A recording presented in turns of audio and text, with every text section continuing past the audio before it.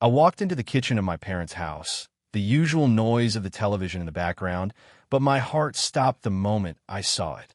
Through the window, I caught a glimpse of my wife, Rebecca, in the backyard, except she wasn't alone. There he was, Henry, the man I had heard about only in passing, the one she had been working with lately. But now I saw them together, too close, too familiar. She was laughing at something he said, her hand brushing against his arm as if they shared some inside joke. A burning rage started building inside me, and before I could process it, I saw them kiss. I stood frozen, my entire world shattering in front of my eyes. I couldn't breathe, couldn't think, just watch the betrayal unfold right in front of me. My mind screamed in disbelief this couldn't be happening. But it was. Then, as if to add insult to injury, I heard my mom's voice from behind me. "So, how do you like Henry?" she asked casually, like it was some normal conversation. "Is he as good in bed as my son?" That was it. My hands clenched into fists, my body tense with rage. I could feel the blood rushing to my head. I didn't know what to do. I was about to confront them, but then a cold realization hit me. My marriage, everything I thought I knew about Rebecca and me, had been a lie. The anger wasn't something I had expected. It was more than anger. It was betrayal, rage, humiliation, all mixed into one overwhelming feeling. But I didn't move immediately. I stood there, watching through the kitchen window, like some spectator, frozen in disbelief. Rebecca was still with Henry, laughing and whispering in a way that should have been reserved for someone you loved, someone you cared for deeply. That was the moment I realized just how far she'd gone. I couldn't stay in my parents' house a second longer. I walked out of the kitchen, my heart pounding in my chest, barely aware of the sound of my footsteps. I tried to keep my composure, but the world felt like it was collapsing around me. As I reached the front door, I could feel the rage boiling over. The quiet, calculated rage I had managed to suppress for years was now completely uncontrollable. I walked out to my car without a word to anyone, my hands gripping the steering wheel so tightly that my knuckles turned white. I tried to process what I had just seen, but my thoughts were a blur. Henry, my wife, in my own parents' backyard, kissing. How'd I miss this? How'd I been so blind? I drove for what felt like an eternity. I don't even remember how I ended up back at our house, but I found myself in front of the door, my hands shaking as I reached for the handle. I knew what was coming. I could feel it. There was no turning back now. Rebecca was home when I walked in. She was sitting on the couch, flipping through her phone, acting as if everything was perfectly normal. Her smile, the one I had always known and trusted, made my stomach churn. It was a lie. The moment she saw me, her face lit up, but I wasn't in the mood for pleasantries. "Hey, babe, how was your day?"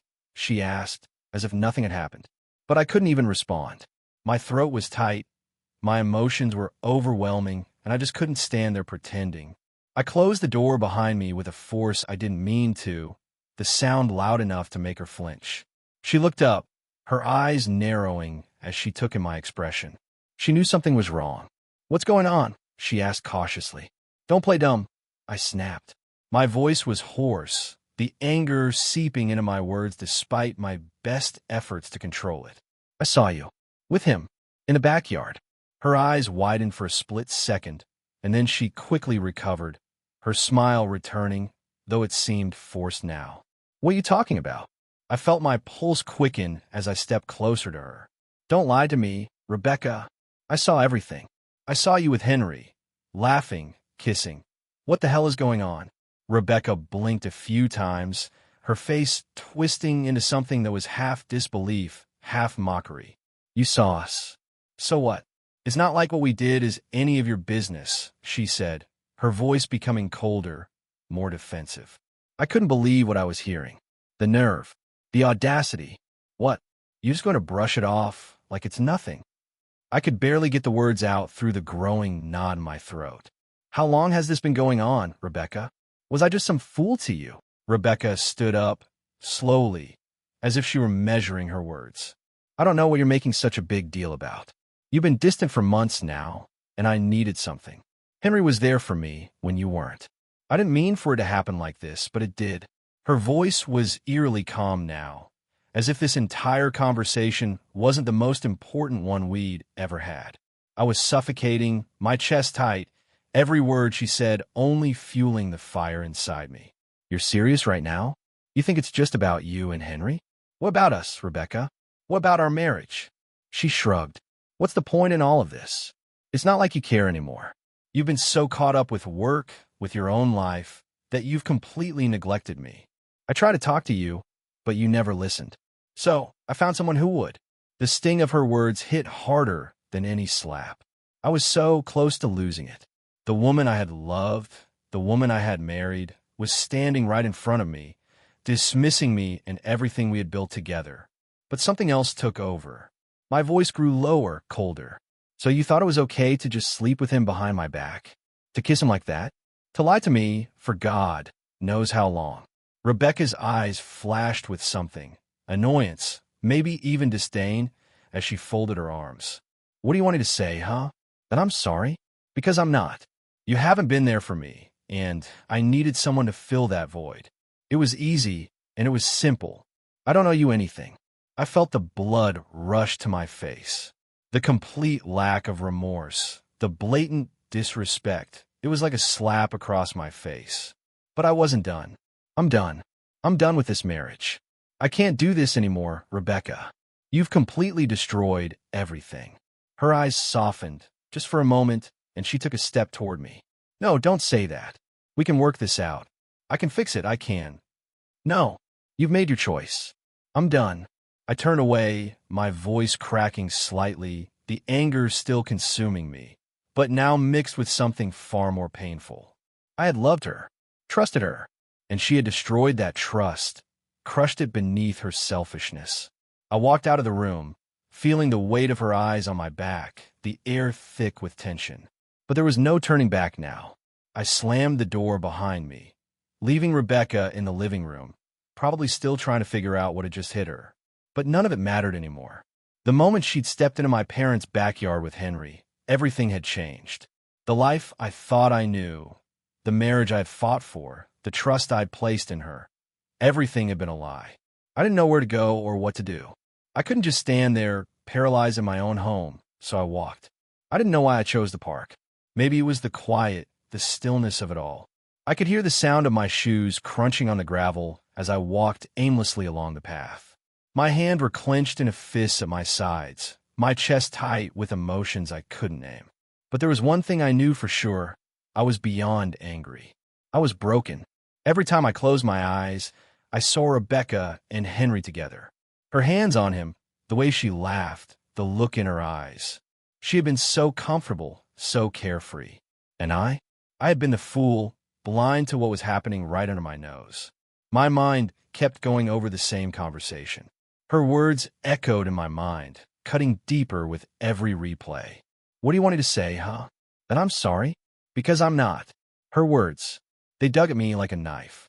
Not even the slightest remorse, not even a hint of guilt. It was as though the years we spent together meant nothing. The vows we took, the moments we shared, all of it had been meaningless to her. I stopped walking. My breath was coming in shallow gasps, my chest heaving. I had to do something. I couldn't let this go, couldn't pretend everything was fine. But what was I supposed to do? Confronting her again would be pointless. She'd already made her position clear. So I did what I had to do. I took out my phone and, without thinking, called my lawyer. It wasn't even the act of calling that got to me. It was the reason I was calling. The moment I dialed the number, I knew this was the beginning of something I couldn't undo. My entire life had just been turned upside down, and all I could do now was pick up the pieces. But there was no going back. The man on the other end of the line answered, and I could barely form the words. I need to file for a divorce, I said, my voice shaking more than I'd expected. I wasn't crying. Not yet. But I could feel it coming like a storm on the horizon. The lawyer spoke calmly, asking me the usual questions. How long had I been married? Do we have assets to divide? Was there any potential for reconciliation? But all I could think about was Rebecca's face, the way she'd lied, the way she dismissed me without an ounce of remorse. She didn't care. She didn't care about the life we had built, the love we had once shared. It was all so easy for her. I hung up, my hand still trembling, my heart still racing. I had no idea how long I stood there in that park, the air biting at my skin, my mind lost in a haze of confusion and pain. I was numb to everything around me. The world felt like it was moving in slow motion, like I was watching it all from a distance. Eventually, I found my way back home. The lights in the house were off, and I knew she wasn't there. It wasn't the first time she had stayed out late, but tonight it felt different. My stomach churned as I sat down on the couch, my thoughts still swirling, the reality of everything sinking in. Rebecca wasn't just a woman who cheated. She was a woman who had taken everything I trusted and shattered it into a million pieces. Every lie, every excuse, every little thing she had told me over the years now felt hollow. And the worst part was knowing I had been too blind to see it. The anger came back, but it wasn't the same kind of anger I'd felt earlier. This time, it was a deep, gnawing sadness. I wanted to scream, to hit something, to make her feel the same pain I was feeling. But I didn't want to stoop to her level. I wasn't going to beg for answers or explanations. I had done everything right. She had betrayed me, and now, all I wanted was for it to be over. I picked up my phone again, scrolling through my contacts, but when I reached Rebecca's name, I hesitated. I didn't want to call her. I didn't want to hear her voice, her lies, her excuses. She had nothing to say to me anymore. But something inside me still wanted to confront her, still wanted to demand answers, even though I knew they wouldn't come. I didn't call her. Instead, I deleted her number. The act of erasing her from my phone felt oddly liberating, like I was taking back some of the power she had stolen from me. It wasn't much, but it was a start. I spent the rest of the night alone, my mind racing through every moment I'd spent with her. Every word she had said, every time she told me she loved me. I couldn't shake the feeling of being completely deceived. She had built this illusion, and I had fallen for it. The pain was unbearable, but I knew this was the only way forward. There would be no more pretending, no more lies. I had to focus on what was next. The road ahead would be long, but at least now I knew who Rebecca truly was. And that knowledge, painful as it was something I could build on. The days that followed felt like a blur. Every morning, I woke up with the heavy weight of Rebecca's betrayal on my chest. It wasn't the kind of thing you could just forget, not when the woman you loved, the woman you had committed your life to, had thrown everything away without a second thought. But I wasn't about to let her dictate how I felt. I couldn't. I couldn't let her continue to hold any power over me. The more I thought about it, the more I realized how much control she had taken from me. Her betrayal wasn't just an act of infidelity. It was a deliberate act of cruelty meant to tear me apart. I thought about calling her, confronting her face to face, but what was the point? What could she possibly say that would change anything? She had already made her stance clear. It wasn't just a momentary lapse in judgment. It was something planned, something calculated. I had no place in her life anymore. I had been replaced. And the worst part? I had let it happen. I spent the next few days in a fog, unable to fully focus on anything. Work was a blur. My friends and family tried to reach out, but I kept my distance. What was the point in pretending everything was fine when it clearly wasn't? I couldn't let anyone see how much I was hurting. I couldn't let them know how deeply this betrayal had cut into me. It felt like the world had turned upside down, and there was no way to put it back in order. There were moments when the anger bubbled up inside me again. The kind of anger that made my hands clench into fists, the kind of anger that made me want to tear everything apart. But that wasn't going to solve anything. It wouldn't bring back the life I thought I had. It wouldn't heal the wounds Rebecca had inflicted. I realized that now. I started thinking about what I wanted next. There was no going back to the life we had, no pretending like everything was fine. Rebecca had crossed a line, one that I wasn't willing to forgive. I had no idea what the future held, but I knew one thing for sure. I had to take control of my own life. I couldn't keep holding on to the past. I couldn't keep clinging to someone who had already let me go. Divorce. The word echoed in my mind, over and over again. I hadn't said it out loud yet, but I knew it was the only option. I could go on pretending, trying to fix something that was already broken, but what would be the point? I had lost the person I had thought was my partner, the person I had trusted more than anyone. There was no coming back from that. I started making the necessary arrangements, consulting my lawyer, getting everything in order. The more I focused on the logistics, the less painful it felt. It was still hard, God, it was still so hard. But at least I was doing something. At least I was taking control of the situation instead of letting it control me. But there were still moments when I felt the weight of the loss. I remembered the good times, the times when I truly thought Rebecca was the one. We'd built a life together, or at least I had thought we had. I remembered the way she would smile at me across the dinner table, how she would curl up next to me on the couch, how I used to believe that we had something real, something special. But now, those memories felt like lies. They felt tainted. Nothing was real anymore. I found myself drifting between numbness and sadness. The anger was still there, simmering beneath the surface, but it wasn't the same. Now, it was accompanied by a deep, crushing sense of loss. I had lost my wife, the woman I thought I'd spend the rest of my life with. But I had also lost myself. I had lost the version of me who trusted, the version of me who believed in love, in partnership. What did I want now? What was left for me? The thought of moving on seemed impossible. I had been with Rebecca for so long that I couldn't imagine life without her. But at the same time, I knew I couldn't keep living in the past. I had to let go. I had to move forward. There was a part of me that still wanted revenge. It was hard to admit, but it was true. I wanted to make Rebecca feel the pain she had made me feel. I wanted to show her that she couldn't just walk away from me like this, that she couldn't destroy me and get away with it. But I quickly realized that revenge wouldn't heal anything. It wouldn't make me feel better. It wouldn't fix the gaping wound she had left in my chest. So, I focused on myself.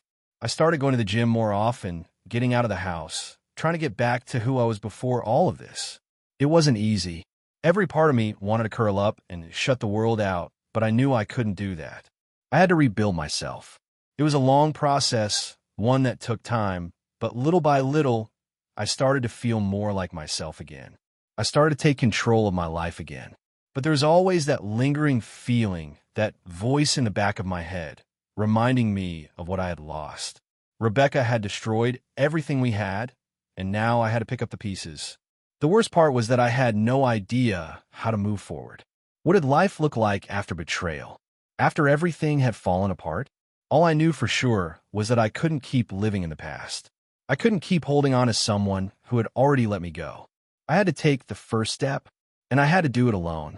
The weeks after my decision to file for divorce felt like a constant push and pull between two versions of myself. On the one hand, I was determined to rebuild, to rise from the ashes of my shattered marriage and find a new purpose in my life. On the other hand, I couldn't shake the weight of what had happened, the scars left by Rebecca's betrayal. Every time I thought I was moving forward, a small detail, something as simple as a song on the radio or a photo I stumbled upon, would send me spiraling back into the past. I couldn't escape it. Her face, her voice, the way she used to look at me, it haunted me. But I couldn't let it stop me. I had made the decision to end this chapter of my life. The divorce papers were filed, the legal process had begun, and there was no turning back. I had told myself I wouldn't look back, that I would push through the pain and come out stronger. But as much as I tried to convince myself that I was in control, the truth was I was still reeling from the gut punch of her lies.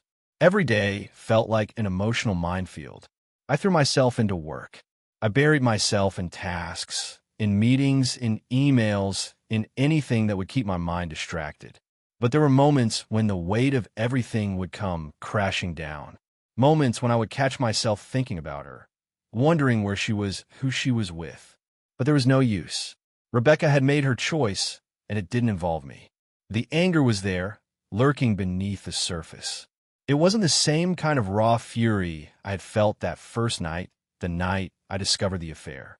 It had settled into something colder, something more dangerous.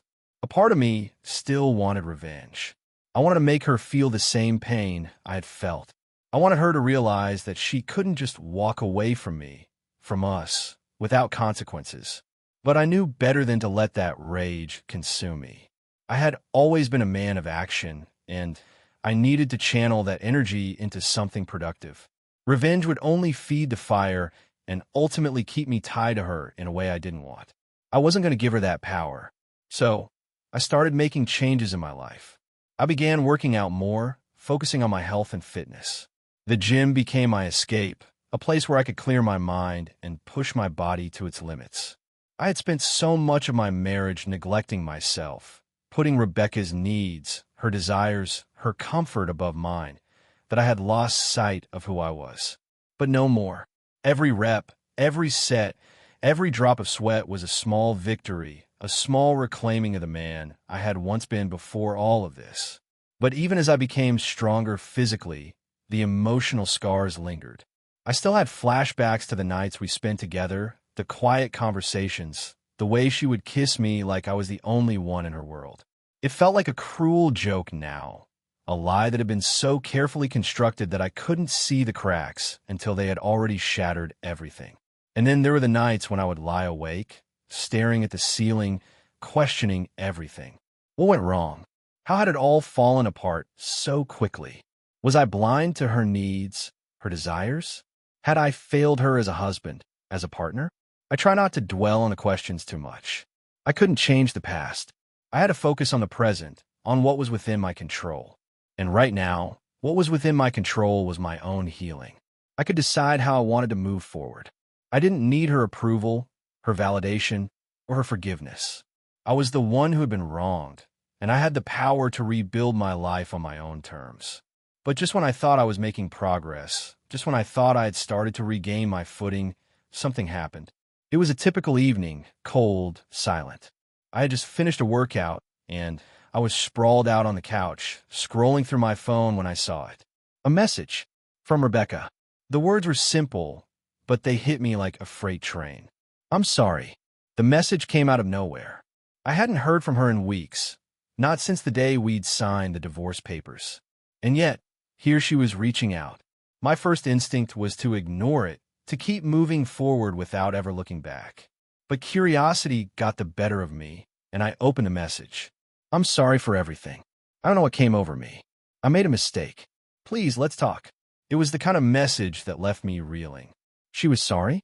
She was the one who had cheated, the one who had betrayed me, and now, after all of this time, she was apologizing? My mind spun with emotions, anger, confusion, frustration. I wanted to scream at her, to tell her how much she had hurt me, how much she had ruined everything. But there was a part of me that still wanted to hear her out. I wanted answers. I wanted to know what had gone wrong. I stared at the message for what felt like an eternity. Part of me wanted to respond, wanted to let her explain, to hear her side of the story. But then I remembered all the lies, all the excuses, all the broken promises. I had heard enough. I didn't need her validation. I didn't need her to explain away her actions. So I did what I had to do. I deleted the message. And with it, I deleted any lingering hope that we could somehow fix what had been broken. There was no going back. Not now. Not ever. The moment I deleted her message, I thought I would feel some sense of relief, a weight lifted from my shoulders. But I didn't. Instead, I felt this strange emptiness, a hollow space that had once been filled with hope and love. Now, there was nothing but silence. The silence of a life that had once been so full of promise, now reduced to an echo of what could have been. Rebecca had sent that message because she wanted closure. She wanted to undo what she had done, to explain herself, to make it all go away with a simple apology. But the truth was, no apology could undo the damage. No explanation could fill the void she had created in my life. It was too late for that. I spent the next few days in a haze, going through the motions of life, but never truly feeling present. Work was busy, but felt meaningless. My social life was non-existent. Every interaction felt like a facade, a performance to distract myself from the truth that I was still reeling from everything. The hurt, the anger, the confusion, they were all still there, lurking beneath the surface, waiting for the next moment when I would let them take control again. But something inside me had changed. A small part of me had finally understood that I could no longer live in this emotional prison. I had spent months going over the past in my mind, replaying the same painful scenes over and over again. I had dissected every argument, every conversation, every look that I had missed. I had tried to understand what had happened, why Rebecca had done what she did. I had tried to make sense of the betrayal, to justify it somehow. But it didn't matter anymore. I was tired of living in the past. I was tired of allowing her actions to define my present. And so, I made a decision. I was going to cut ties completely. It wasn't going to be easy. In fact, it was the hardest thing I had ever done. But I knew it was the only way for me to heal. I couldn't keep checking my phone for messages from her. Couldn't keep wondering what she was doing or who she was with. I had to let go. The next morning, I went through everything we had shared. Our photos, the little mementos we had collected over the years. Everything that reminded me of the life we had built. I picked up our wedding album, my fingers lingering over the edges of the pages, tracing the faces of the people who had once been part of our world. I remember looking at the pictures of our wedding day, of Rebecca in her white dress, the smile on her face so full of love and hope. I had believed it. I had believed in us. But now, those images felt like a lie. They felt like a chapter one had to close for good. I gathered everything up, the pictures, the cards, the little trinkets, and I placed them in a box. It was a symbolic gesture, I knew that. But I needed it. I needed to put that chapter of my life behind me, to make room for the new version of myself. The box sat there, staring at me for a few days. I couldn't bring myself to throw it away just yet. Part of me still wanted to hold on, wanted to keep some of the memories. But every time I looked at it, I felt this knot tighten in my chest. Every piece of memorabilia was a reminder of a time when I had trusted someone who didn't deserve it. Every picture, every note, every promise had been broken. So one night, when the silence in the house felt too loud, I picked up the box and walked outside. I stood there in the dark, feeling the cool night air on my face, and without a second thought, I tossed the box into the dumpster. The sound of it hitting the bottom felt like a final, definitive moment. It was over. For good. The relief that washed over me was immediate. It wasn't the relief of forgetting Rebecca, but the relief of no longer being held captive by her, no longer being haunted by the past. It felt like I had finally set myself free. The days that followed were strange. I kept expecting to feel something, some deep emotional shift, but instead, I just felt numb. It wasn't sadness, it wasn't joy. It was just a blank slate. I had no idea what to do with myself, what to feel. All I knew was that I had made the right choice, that cutting ties with Rebecca was the first real step in reclaiming my life. But the numbness didn't last long. It slowly began to fade, and what replaced it was a sense of power I hadn't felt in months. I started to feel like myself again. Not the broken, betrayed version of myself, but the man who had once been full of ambition, full of life. The man who had been lost, but who now was starting to find his way back. I began to realize that I wasn't defined by my marriage to Rebecca, nor by the pain she caused me. I wasn't just the man who had been cheated on. I was a man who had survived the worst of it, and who was now rebuilding himself piece by piece. The past didn't define me. I was in control now. I spent more time with friends, reconnecting with people I had pushed away during my marriage. I went out for drinks. I laughed more than I had in months. I even started dating again. But it wasn't about filling the void Rebecca had left. It was about rediscovering who I was, rediscovering what I wanted out of life. I wasn't in a rush to find someone new. I wasn't trying to replace Rebecca. Instead, I was taking my time, learning what it meant to be alone. For the first time in a long time, I was living for myself.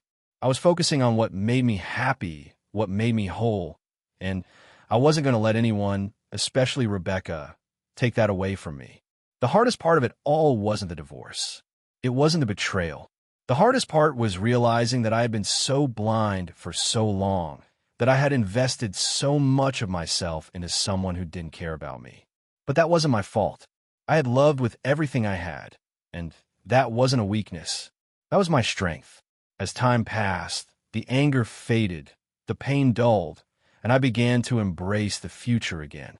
I didn't know what it held, but I knew I would face it head on. I was ready for whatever came next. I had thrown away the box with all the remnants of Rebecca, the mementos that had once been so precious to me. The finality of that moment still lingered, but what truly struck me was the sudden clarity that followed. It felt like the storm had passed, leaving behind a calm I hadn't anticipated. I had faced the pain head on, I had cut the ties, and now I was left with nothing but the raw truth. I was free. The days that followed felt like a blank slate. I could do whatever I wanted. The idea of freedom, real, untainted freedom, was both exhilarating and terrifying. It wasn't just the absence of Rebecca. It was the absence of everything I had believed in for so long. The world felt wide open, filled with possibilities, but also filled with uncertainty. Where would I go from here? What would I become? I knew I wasn't the same person anymore. I could feel it. The man I had been before, the man who loved Rebecca, who trusted her implicitly, he was gone.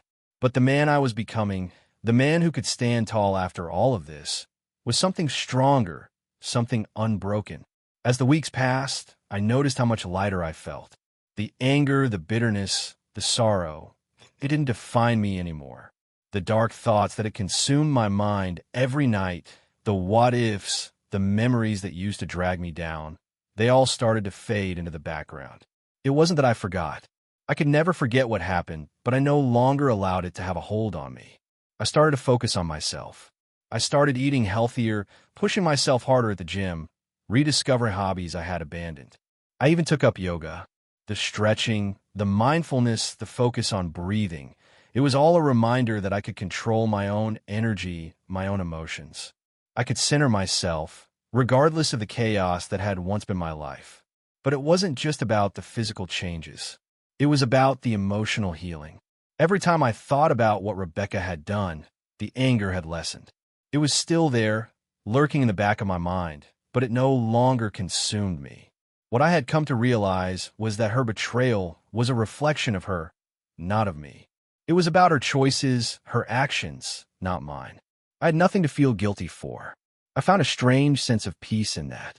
I couldn't change what had happened, but I could change how I reacted to it. I could change how I let it affect me. And I had chosen to let it go. One evening, I was out with some old friends, sitting at a bar, laughing over drinks. For the first time in a long time, I felt like I was truly living in the moment. I wasn't thinking about the past or the future. I was just enjoying the here and now. As the night wore on, a woman at the bar caught my eye.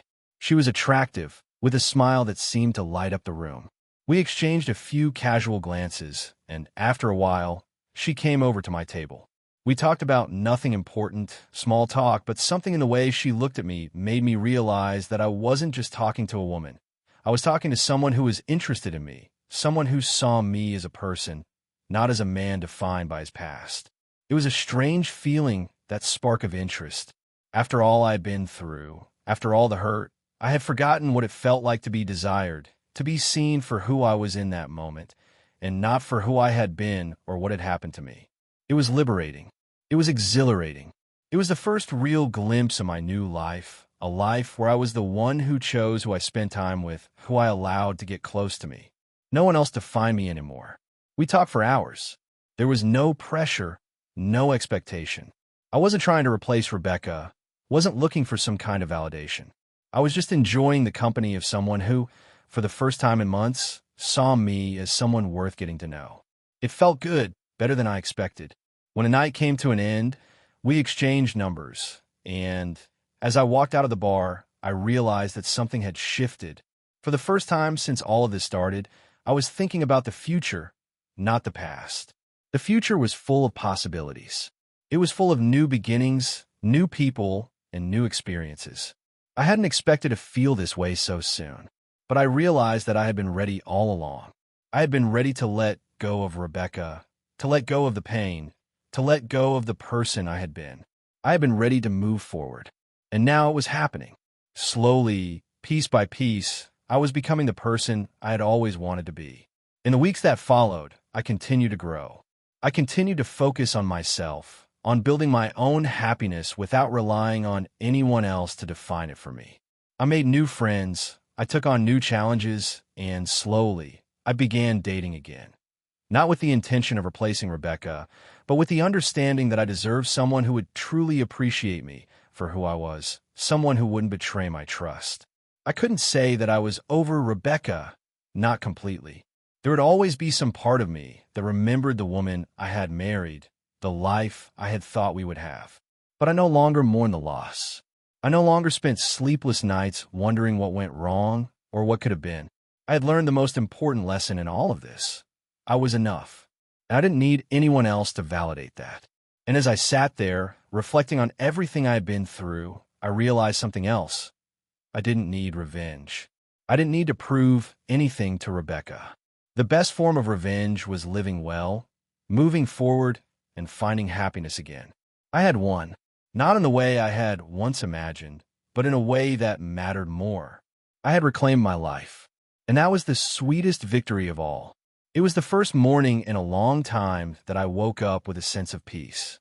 It wasn't just the kind of peace that comes from being alone in silence, but a deep, grounding peace that ran through me, filling the spaces inside that had once been consumed by anger and betrayal.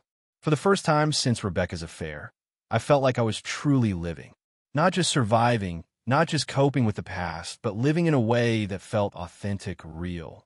The road I had traveled to get here hadn't been easy.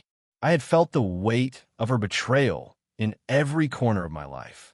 But in letting go, in choosing to heal and focus on myself, I had found something better than what I had ever imagined. I had found myself again, and that was worth everything. I hadn't expected that. I thought I would always carry the scars of this betrayal with me. I thought that every memory of Rebecca would haunt me, that every new relationship I tried to form would be tainted by the ghost of my past. But as the days went by, I realized that the person who had been so hurt, so broken, was no longer who I was. I was stronger, I was smarter, and I was more capable of loving than I had ever been before. I had spent so long living in Rebecca's shadow, trying to fix things that were never meant to be fixed, holding on to a life that wasn't mine. But now, I had learned how to stand on my own 2 feet again, how to trust in myself and my ability to create a future that wasn't defined by anyone else's actions or decisions. It was my future. I was in charge of it, and that felt incredibly empowering. Over the next few months, I started making decisions that were completely aligned with the new me. I enrolled in a few classes that had always interested me, but that I had never made the time for. I traveled more. I spent time with friends, family, and people who made me feel good about myself. People who didn't need anything from me other than my presence. I focused on growth, on learning, on healing. I went back to therapy, something I had stopped doing after Rebecca, and I got married. It had been hard to face the fact that I had needed help, but now I understood the value of it. Talking through the emotions, the betrayal, the anger, it had been a release I didn't know I needed. And while I was no longer angry, I still had so much to process. And therapy was the place where I could unpack everything without judgment. As time passed, I grew more and more certain that my journey wasn't about revenge or about proving to Rebecca that I was better off without her. It was about becoming the person I had always been, the person I had put aside in the face of a broken marriage. It was about recognizing my worth, regardless of how I had been treated. I started dating again, not out of loneliness, but out of a desire to share my life with someone who saw me for who I truly was. I wasn't looking for validation or someone to heal my wounds. I had already healed myself. I was simply looking for someone to walk beside me, to share experiences, to grow together. I had learned that a relationship wasn't about filling a void. It was about choosing someone who was as committed to the journey as I was, someone who valued the relationship for what it was, not what they hoped it could be. I met someone a few months later. Her name was Lily, and she had this quiet, calming presence about her. She didn't rush anything. We took our time getting to know each other, letting the connection build naturally. There was no pressure, no expectations. She didn't need me to be perfect, and I didn't need her to be anything other than who she was. It was refreshing. We spent hours talking about our lives, our dreams, our fears. And the more we talked, the more I realized how different this relationship felt from my marriage. There was no manipulation, no hidden agendas. There was only mutual respect, open communication, and genuine care for one another. It was a relationship based on truth and understanding, not lies and deception. I didn't rush into anything. I didn't feel the need to make any grand gestures or force any outcomes. For the first time in my life, I understood that love was a choice, not something that happened out of obligation or desperation. I had learned that the best way to love someone was to love yourself first, to be whole and complete before bringing someone else into your life. As the relationship with Lily deepened, I realized that I no longer feared the future. I had spent so much of my life worrying about what might happen, trying to predict the unpredictable and controlling things that were out of my hands. But now, I embraced the uncertainty. I had faced the worst and survived it. I had come out stronger, wiser, and more capable of loving than I ever thought possible. One afternoon, after spending the day exploring the city with Lily, we sat on a park bench, watching the sunset. It was a peaceful moment, the kind of moment I had always longed for. And as I sat there, I realized that I wasn't just healed, I was whole. I had found the strength within myself to move past the betrayal, to forgive, and to build a life that was true to who I was. I didn't need to be defined by the past anymore. I had created a new story, one that was mine to tell. Rebecca's betrayal had been painful, no doubt. But in the end, it had been the catalyst for my growth. It had forced me to confront parts of myself that I had ignored for far too long. And for that, I would always be grateful.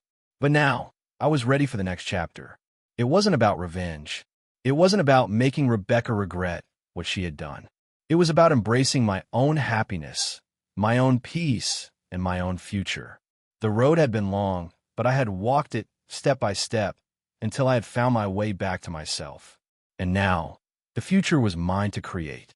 And I was ready.